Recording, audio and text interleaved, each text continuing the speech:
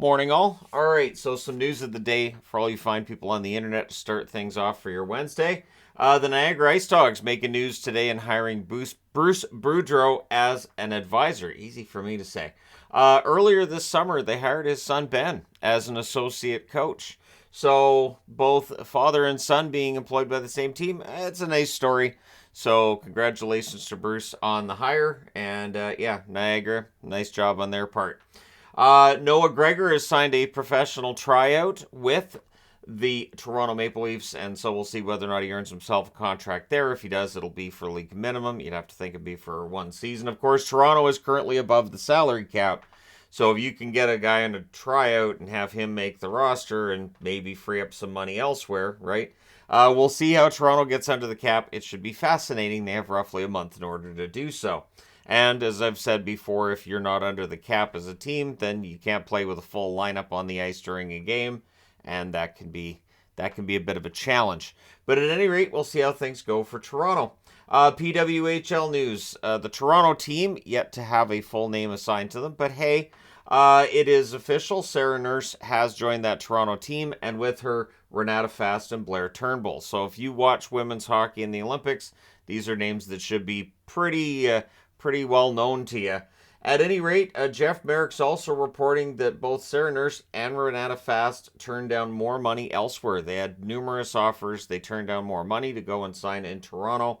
So we'll see how it goes. Also, for the Minnesota PWHL franchise, they've signed Lee Steckline, Kendall Coyne Schofield, and Kelly Panic. So we are seeing the Canadian players sign with Canadian teams, the American players sign with American teams.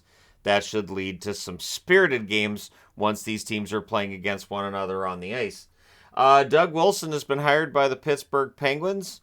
He will be a senior advisor of hockey operations. Normally, I wouldn't necessarily have that on the board, but seeing that Doug Wilson's been a GM before, we know that for Kyle Dubas, he's unlikely, I would think, to keep both titles as GM and as president. We'll see what role Doug Wilson ends up playing with this team.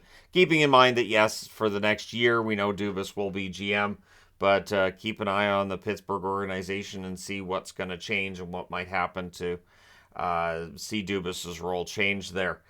Shane Pinto, if you're a Sens fan and you're like, hey, so why isn't Pinto signed? Apparently, there's a disagreement when it comes to the money side of things. Now, Ottawa, not tons of cap space, would be looking to get Pinto probably for a little bit cheaper than Pinto's going to want to sign for, and it sounds like they're not that close in negotiations.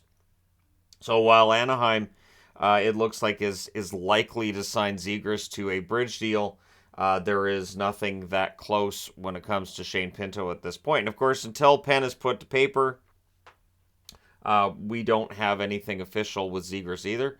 So we'll see how long that goes for, but I know Anaheim fans getting a little bit impatient when it comes to signing Zegras because we are a little over a month away from the start of the regular season.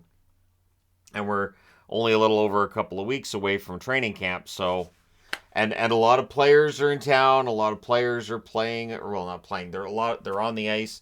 They're getting ready for training camp. And for Zegras and for some of the other restricted free agents, they're not in camp at this point. So we'll see what happens. Let me know your thoughts in the comment section below as always. Don't forget to hit like and subscribe if you're browsing your way through. You just happened upon this video.